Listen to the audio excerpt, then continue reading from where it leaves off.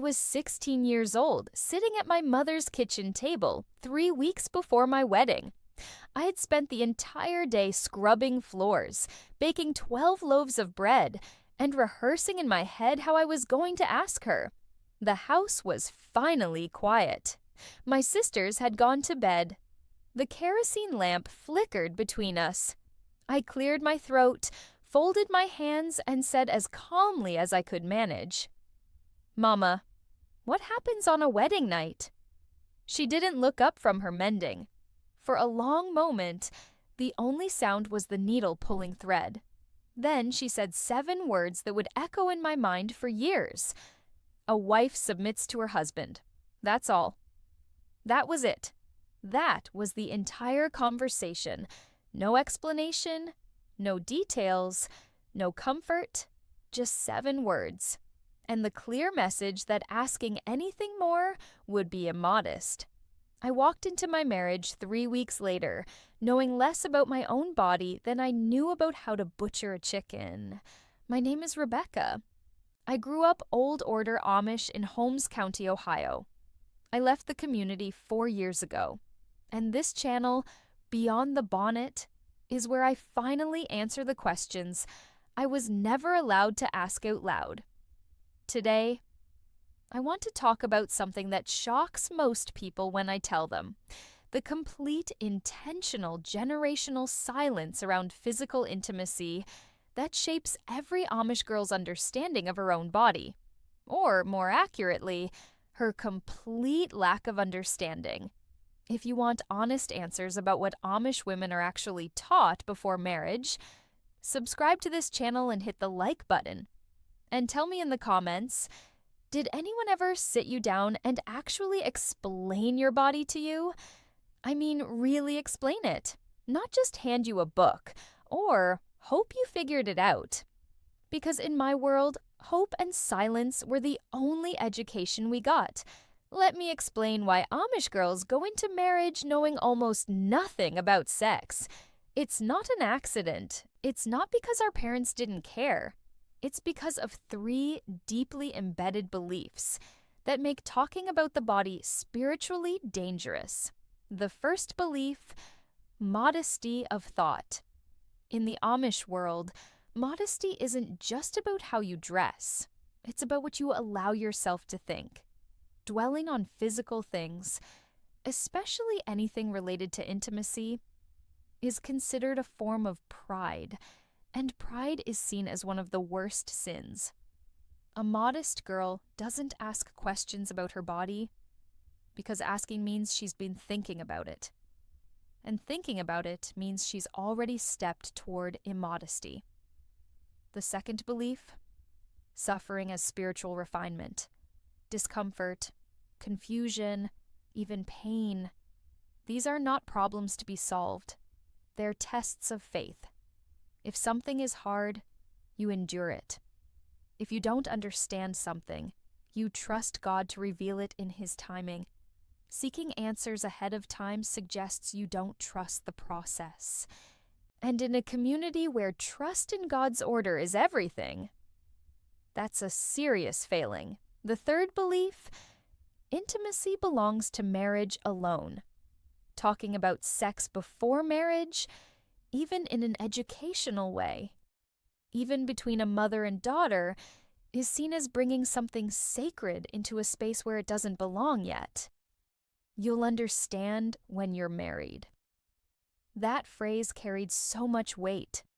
It meant, this knowledge is not for you right now, and seeking it early is a kind of theft. These 3 beliefs combined mean that for most Amish girls, the wedding night is the first time they're allowed to even think seriously about what physical intimacy actually is. And by then, it's too late to ask. So what did I actually know at 16? I knew babies came from somewhere inside a woman's body. I knew marriage involved something private that happened at night. I knew there was a reason boys and girls weren't allowed to be alone together before marriage. But I didn't know how any of it worked. I grew up on a farm. I'd seen animals mate. I'd watched calves being born, seen roosters chase hens across the yard, but no one ever connected those things to people. In fact, when I once asked my older sister why the bull was mounting the cow, she told me sharply, "Don't watch that. It's not for girls to see." I was 12. At 14, I started my period. My mother handed me a stack of cloth pads, showed me how to pin them, and said, "This happens every month now. Keep yourself clean." That was the extent of the conversation. I didn't know why it happened. I didn't know what it meant. I just knew it was something to manage quietly and never discuss. When I turned 16 and started attending Sunday singings, courtship became a real possibility. That's when I started hearing whispers from other girls, fragmented pieces of information passed in hurried conversations when no adults were around. It hurts the first time. You just have to let him. It's your duty as a wife. Don't make noise. It's shameful. None of it made sense, because none of us had the full picture. We were like blind girls trying to describe an elephant, each holding one tiny piece, none of us able to see the whole. I did try to ask, not just my mother. I asked my aunt, a warm, kind woman who'd been married 20 years and had 9 children. Surely she would tell me something real. She patted my hand and said, "Rebecca, God designed marriage. When the time comes, your body will know what to do. Trust your husband. He'll guide you." I asked my cousin Sarah, who'd been married 6 months. She went pale, looked around to make sure no one was listening, and whispered, "Just pray a lot beforehand, and don't ask him to stop, even if you want to." That sentence haunted me. When my wedding day finally came, I was terrified. Not the nervous excitement you might imagine, actual terror. Because I was about to experience something I had no framework for, no vocabulary for, and no permission to have feared in the first place. The wedding itself was long, nearly 4 hours of sermons about submission, obedience, and building a godly household. I sat on a hard wooden bench in my new blue dress, hands folded, while the bishop read from Ephesians. "Wives, submit to your own husbands as to the Lord."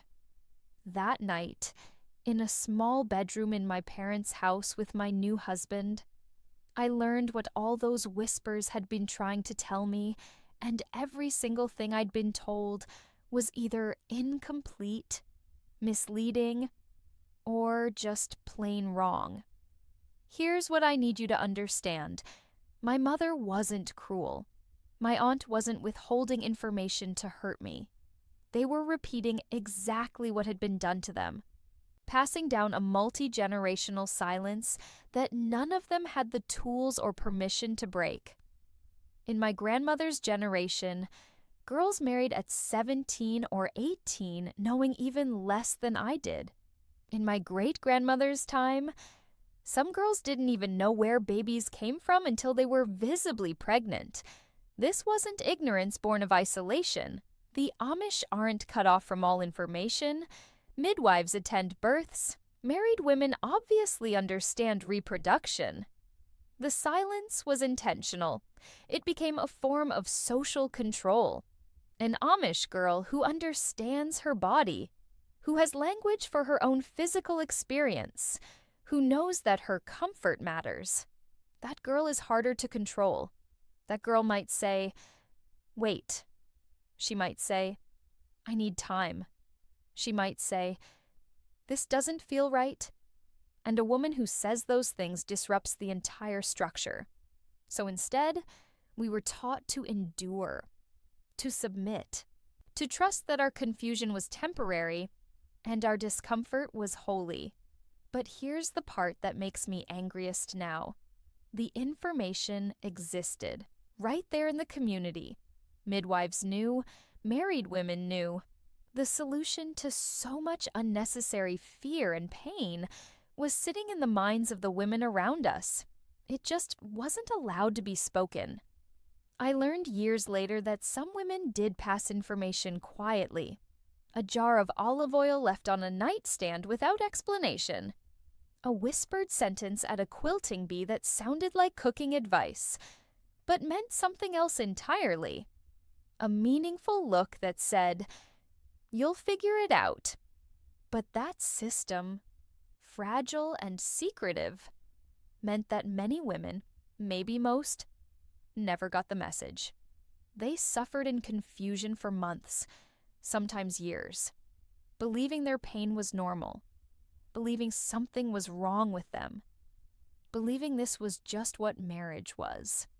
When I left the Amish community at 22, I started seeing a therapist, an English woman with a small office that smelled like lavender. In one of our early sessions, I described my wedding night, the fear, the pain, the silence that came after. She asked me, "Did anyone ever explain consent to you?" I didn't know what the word meant. She explained it. The idea that you could say no, that you could say wait, that your body belonged to you first, before it belonged to any covenant or any husband. I cried for 2 hours, not because my husband had been cruel.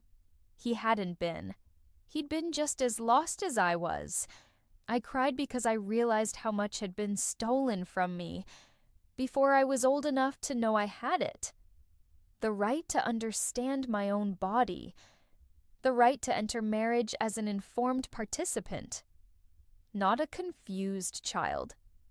I don't tell this story to shame the Amish.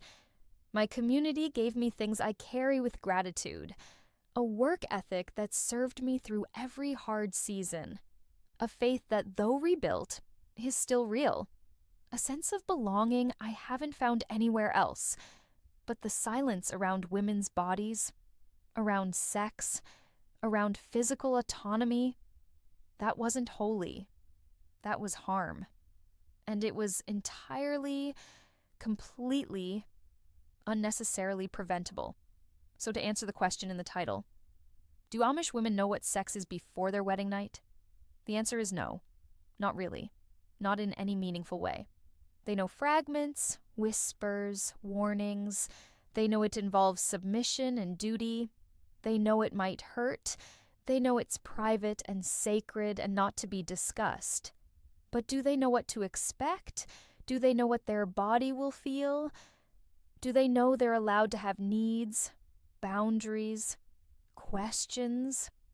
No. And that gap, that silence, creates suffering that echoes for years. If you grew up in a world where your body was kept from you like forbidden knowledge, where questions were treated as sin, where you walked into adulthood without the most basic information about yourself, I see you. You weren't broken. You weren't immoral for wanting to know. You were just never told. And that is not the same thing. Leave me a comment. Tell me, what's one thing you wish someone had told you before you needed to know it? Even just one sentence is enough.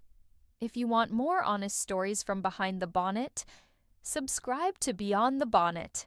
I'm just getting started. There's so much more I haven't said yet. And remember, your voice was always yours. It was only ever yours, even when they taught you to swallow it. Until next time, choose your freedoms wisely. They might just save your life.